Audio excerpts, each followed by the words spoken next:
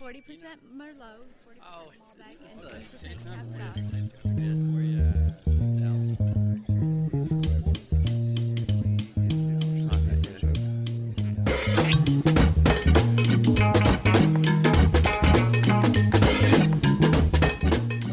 Welcome to the Wine Enthusiast podcast.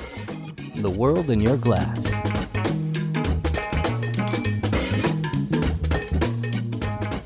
Interested in breaking news from the wine, beer, and spirits industries? Read the new, free multimedia information and news hub, Beverage Industry Enthusiast. Written and produced with a fresh point of view, BIE is your go-to online destination for the trade. You'll meet the people who power the industry, watch exclusive videos with industry professionals, and receive a weekly news email. Sign up now at winemag.com/BIE. Jameson Fink, Senior Digital Editor, Wine Enthusiast. Let's explore the wines of South Africa. It's a really exciting time for wines in the country, and there's always that perception of, oh, do they have a signature red grape? Do they have a signature white grape? Do they need one? So we're definitely going to look at that, but take a look at a lot of regions, a lot of grapes. Yes, we will talk about Pinotage, and it will be controversial, and even some Chenin Blanc talk that's very bold. So let's go. Lauren Buzzeo, Tasting Director and Managing Editor. Lauren, you just got back from South Africa, and the first thing I want to know is, when was your last trip there, and what's the biggest change that you've seen since the last time you visited? Wow, that's really a dense question. I'm dense. Well, to start off, I'll say my last trip there was a couple of years ago, unfortunately. I kind of had a baby, so that prohibited my travel schedule for a little while. But I'm back in the game and thankfully returned to the beautiful country this past July. So it was a fantastic trip. It was my fourth time to the country. It's always a pleasure and an honor to travel to South Africa. Just a beautiful, fantastic, wonderfully accommodating, pleasant, happy place to be. Of course, I'm speaking specifically about the Cape Winelands regions. So around Stellenbosch, Cape Town, I did take some day trips up to the Swartland, to Elgin. I think the exciting thing that I experienced this time was I actually participated in the Chenin Blanc Association's judging of what they call their challenge to determine the top 10 Chenin Blancs of those submitted in the category. So I was happy to be on the panel with 4 other fantastic experts, 2 of them MWs, where we tasted 136 different Chenin Blancs from the country.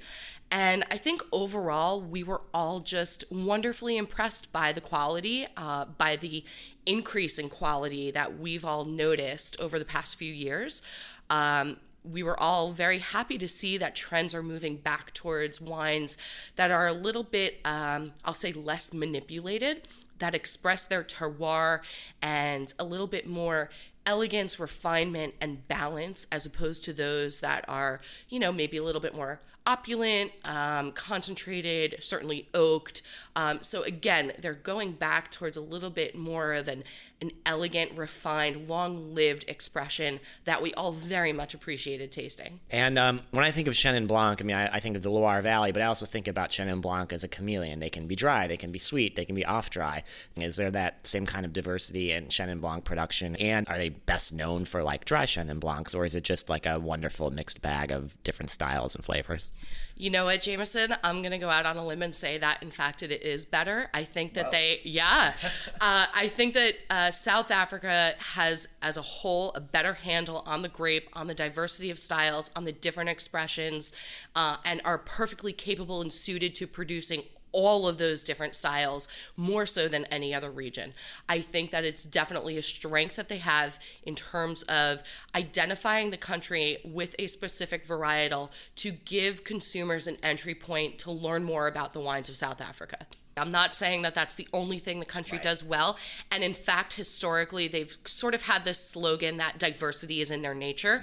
And to a certain extent, it is. They absolutely are able of producing a variety of varieties, a wide range of grapes and styles. However, in order to sort of solidify something for consumers to latch onto, some entry point for them to immediately associate and identify wines from that country, I absolutely think that Chenin Blanc is that calling card that they should be hanging their hat on.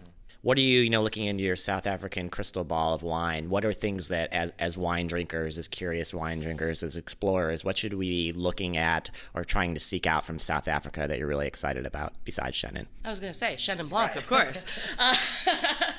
Well, again, there's a very wide range of wines and styles to be enjoyed from South Africa. Aside for Chenin, certainly Pinotage is another local grape. I know it's a love it or hate it. You're giving me a face right now. We could have a separate... You can't see that. We could have a separate podcast all about Pinotage. But I think something exciting that I did notice on this trip also is that winemakers are taking a little bit of a different and a more thoughtful and considerate approach to Pinotage, which is actually something that I think you're going to appreciate when you start to taste some of these new releases.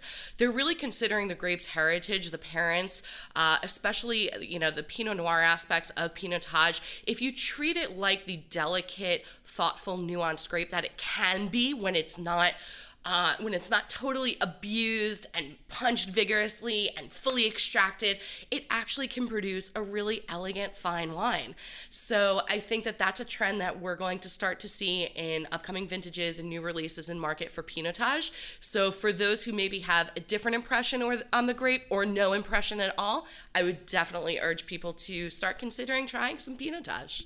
And I promise the next time you're tasting them in the office to try them with an open mind. Awesome. That's all I can ask. Thanks for relating, some of the stories and experiences from your recent trip to South Africa. Anytime, Jameson. Hi, this is Sam Timberg, Managing Director and VP of Sales of Meridian Prime. Sam, I guess the first thing I want to know is why South African wine? What is it about South Africa that you find intriguing that you've dedicated your work life to? One of the things that I find gets overlooked in the wine industry all too frequently is the attachment to a place. So people drink a bottle of wine and it's much less about where it comes from. It's just how does it taste, what does it pair with? For me, South Africa it's a visceral experience drinking South African wine. I first traveled to South Africa in 2005. My brother Craig and I traveled to the wineries in the Stellenbosch area of South Africa, and I was enchanted. I'd never been drinking wine that didn't come out of a bag. My experience with wine at that point was what I just said. It's just sort of, all right, this is okay. It tastes good and gets me a little tipsy. South Africa was the first time I put my nose in the glass and I really understood. I remember it was a bottle of 2004 Cape Point Vineyards Sauvignon Blanc, and on the back label it said something like, you'll smell wet stone in this bottle. And I was like, well, that's crazy. That makes no sense. And I put my nose in the glass and I was like, I get it. And it was the first time where I was really sort of trying to analyze wines and trying to understand what I liked, why I liked it. And that stuck with me. I went back to South Africa again in 2006, and my priority when I went back was to spend as much time in the wineries as I could. At the time, I had no professional aspirations. I was an environmental studies major in college, and I remember my brother Craig one time said, you could do this for a job. People do that. And it struck me. It was kind of it was an epiphany where I really said, well, this is cool. I like it. And I think I'm okay at it. And I think South Africa deserves to have a better representation in the United States. For people just kind of getting a handle, like maybe they've never tried wines from South Africa, like where is a good place to start?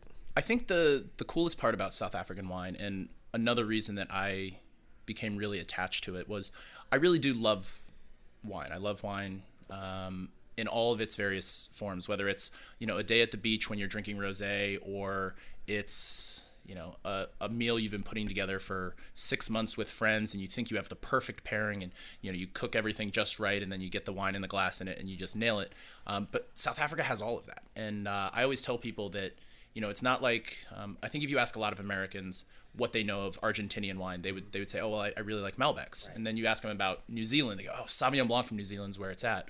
For me, South Africa it's difficult because there isn't that one thing to hang your hat on, but the diversity is such that, if you like wine, you'll like South African wine.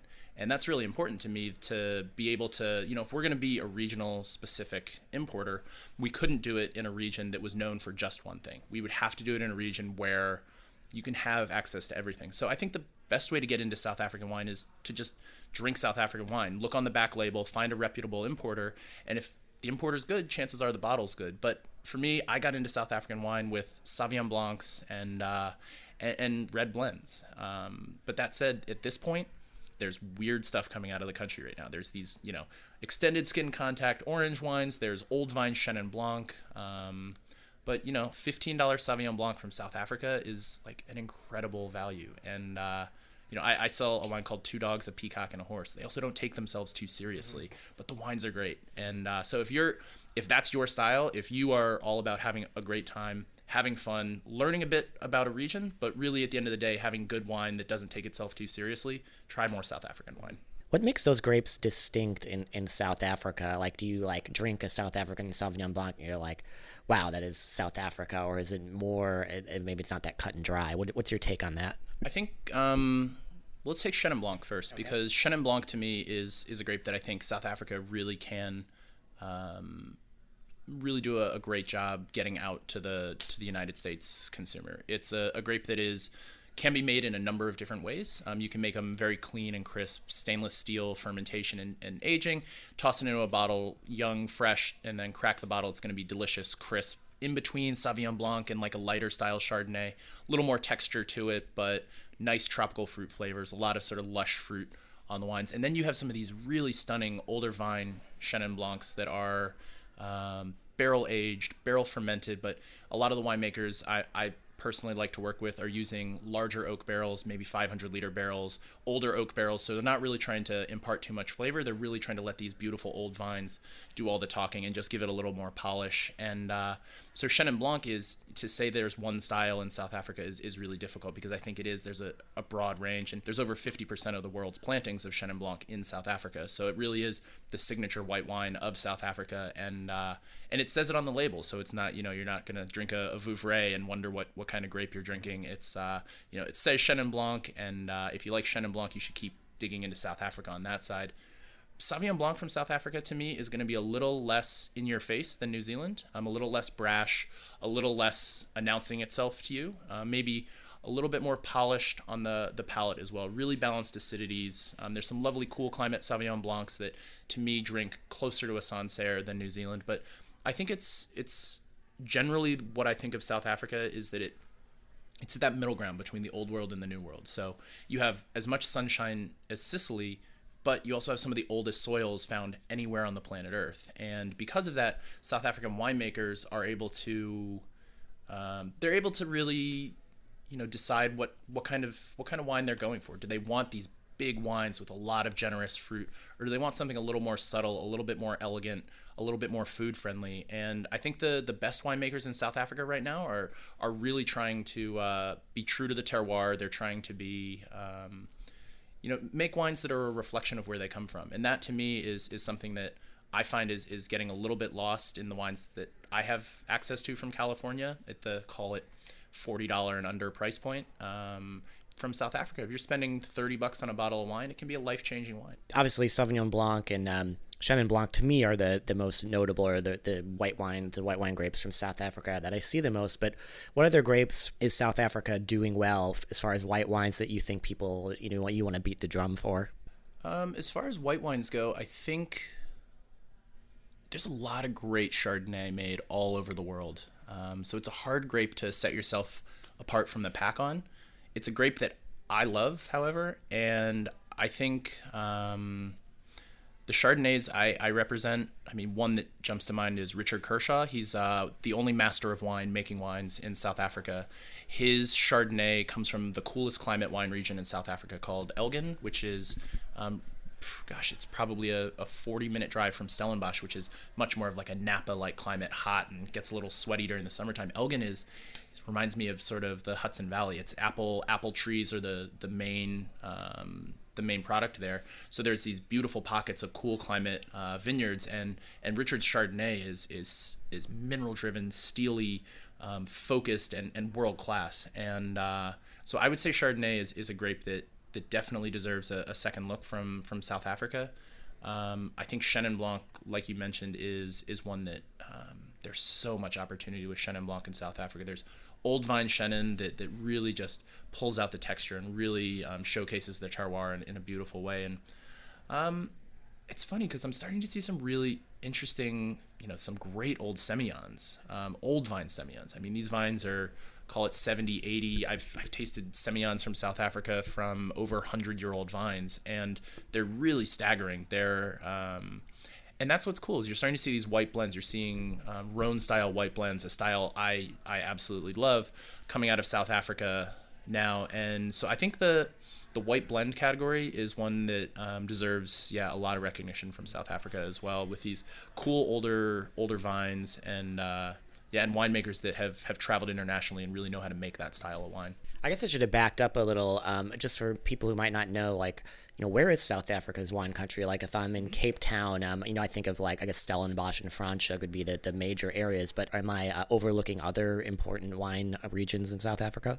The wine industry is really focused in what's loosely called the Western Cape. So outside of Cape Town, and so you fly into the Cape Town airport, you drive maybe 30 minutes, maybe a little bit less from the airport, and you're in Stellenbosch. Stellenbosch was the conversion experience, driving through Stellenbosch and looking at the signs on the side of the road, and then opening up the John Platter Guide and seeing, if they got good scores, let's pull in there and see what they're all about. And that's where I really learned to love South African wine, was Stellenbosch, and it is so close to Cape Town. It's maybe a 45-minute drive to Cape Town. But what's amazing about Stellenbosch and the way it sits, you have the southern part of Stellenbosch is close enough to the Indian Ocean. It's actually from the Chardonnay vineyards on Aikendal, you can actually see to False Bay. You can see to the ocean, and I think a lot of people don't realize how much ocean influence there is in that area. And then the vast majority of vineyards in South Africa are, call it a 90-minute drive from Stellenbosch. You can get into Elgin in under an hour. You can get into the Franschhoek Paarl region very quickly, just driving almost due east from Stellenbosch. And then you go over the mountains, these beautiful mountains that every time I go over this pass, I feel like I'm going to see dinosaurs. It's like the craziest place I've ever been. And then all of a sudden you open up into the Bredekloof Valley and Robertson, and then to the north you have the Swartland region. You have all the way along the Indian Ocean coast some really, really lovely Pinot Noir and Chardonnay coming out of the sort of the Cape South coast, so the Hemel-Ard region. It's all sort of within striking distance of Cape Town, and people always think I'm gonna fly into Cape Town, I'll stay there for 4 or 5 nights. I always tell people, spend 4 or 5 nights in wine country, spend 2 or 3 nights in Cape Town, because wine country is just an experience, and the hospitality is wonderful, the food's incredible, people are wildly friendly. It's a great place to go. I guess switching, where's South Africa at with red wines? I mean, I guess I would think of mostly like Rhone varieties and blends and things like that. But what are the red wines that represent South Africa and the ones that are just knocking out of the park? So it's interesting. My favorite grape is Pinot Noir. It's an incredibly difficult grape to get right anywhere in the world, and it's especially difficult to get right in South Africa. So as we've been building the portfolio,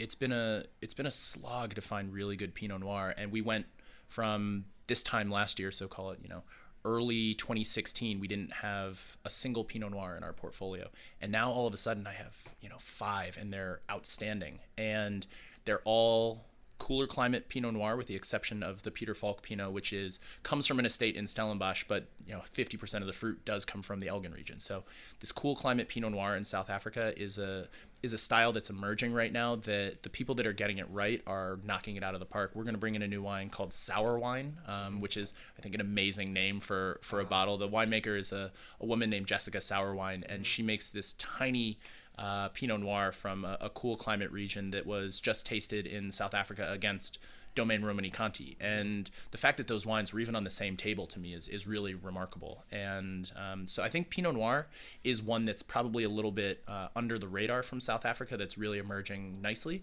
But for the reds that I think have established the credibility of South African wine, I would say that you hit the nail on the head. Red blends, certainly red Rhone style blends, Syrah, Grenache based wines are quite lovely.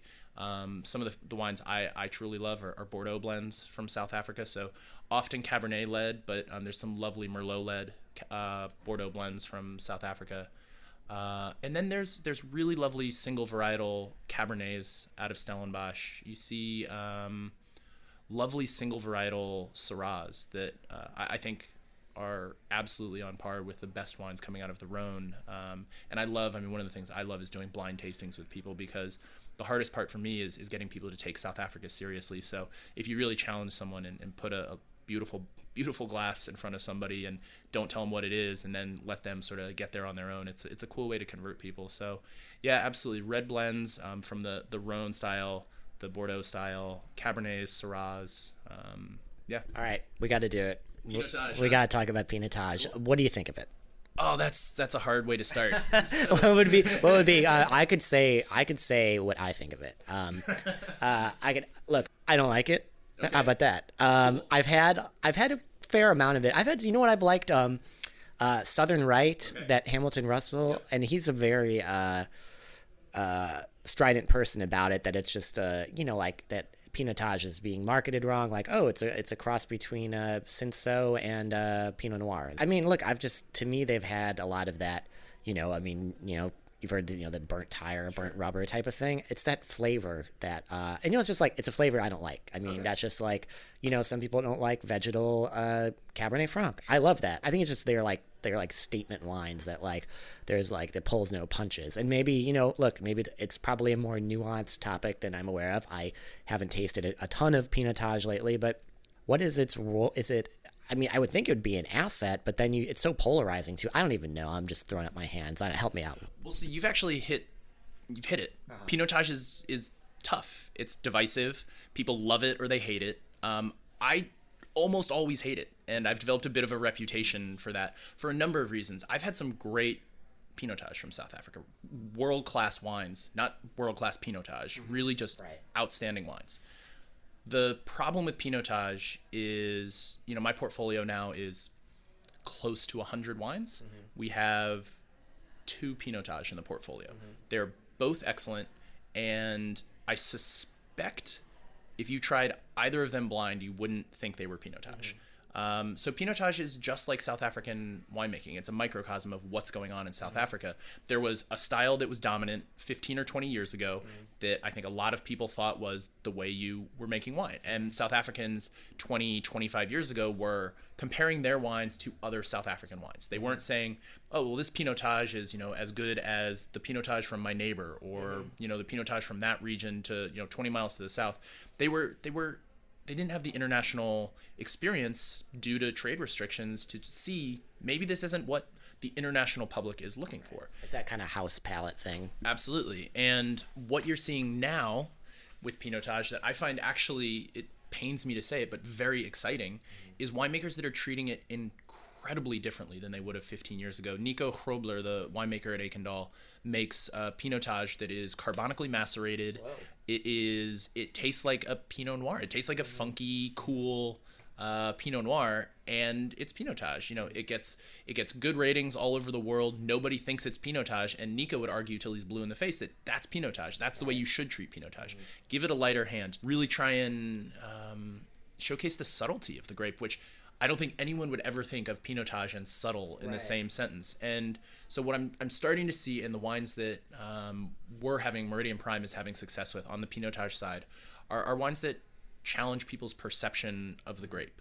So I think that my larger issue with Pinotage is that for a long time, I agree that South Africa was marketing it wrong. It's not. South Africa shouldn't be focused on Pinotage. I've heard, and you've probably heard it as well, Zinfandel in California is like Pinotage in South Africa. No one says, I'm going to California and all I want to taste are the Zinfandels. People go to South Africa and say, cool, I'm going to try all the Pinotage I can find. Where for me, I'm thinking, well, that's actually a really small piece of the puzzle down there. And if you just focus on Pinotage, you're really missing the bigger picture.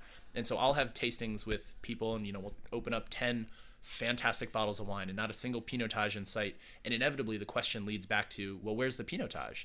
And I have to say, well, didn't you think all these other wines were really outstanding and deserving of merit on their own without, having to talk about this polarizing grape that you're probably not going to like anyway, and you're just looking for a reason to tell me why you don't like South African wine. And so I think the next 5 years are going to be really important to what the future of Pinotage looks like. I think if more winemakers get the picture that if you treat it with a softer hand, if you treat it a little bit lighter, you can make really lovely wines. But you got to sift through a lot of pretty funky, weird stuff before you get to the good ones. I just don't feel like there's a grape with that kind of, a reputation but that's such an intrinsic part of a wine country's history. So it's such a unique situation. It's really fascinating to me. Well, thank you for being candid about that. That's actually pretty nice. I guess one thing I want to do is I'm always curious about what's exciting you right now. Is it regions? Is it grapes or winemakers, certain styles? Like what are we going to look at 5 years from now and be like, wow, this is incredible how X, Y, and Z have developed? I think the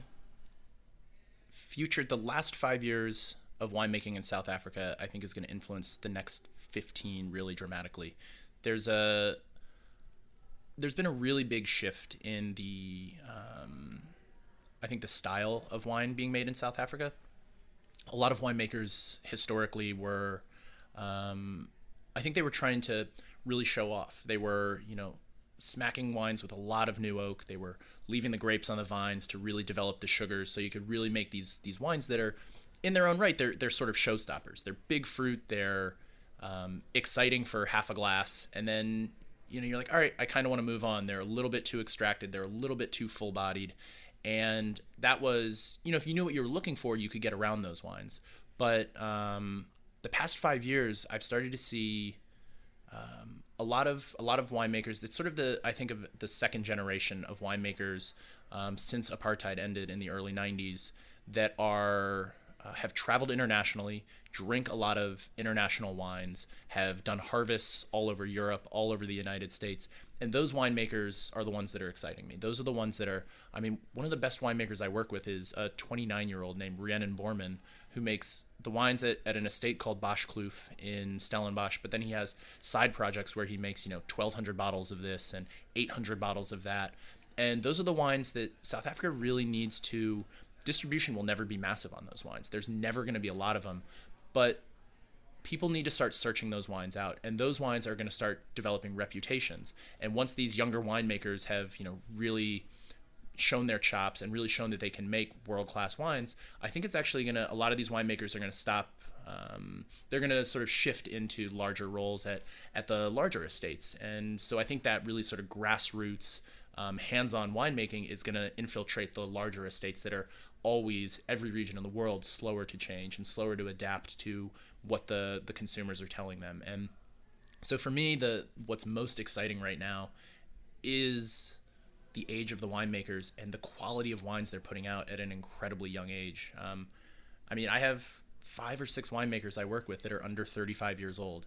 And for me to think, 15 years from now, if they're making wines of this caliber today, what are they going to be in 15 years? And that's what's so exciting about South African wine, and why it's so exciting to be a part of it right now, is that it feels like, if America hasn't gotten it yet, that's fine, because there's going to be so much stunningly good wine coming out of South Africa in the next 10 or 15 years. And a lot of people that, I don't love the word, but the millennial generation that is just drinking wine right now the way I used to drink wine, which is, you have a passing interest in it, you think it tastes good, but millennials travel all over the world. They've spent time in South Africa, and if they start getting as excited about it as I am, then that can be, for me, obviously we're banking on the fact that it's the future.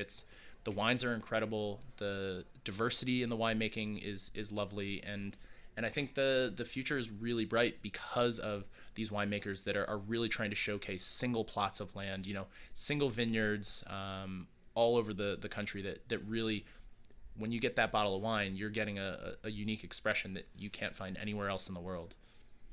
Great. Well, Sam, thanks for making the case for South African wine. It's exciting to hear about what's going to be happening now. So thanks for speaking with me and sharing your passion and enthusiasm.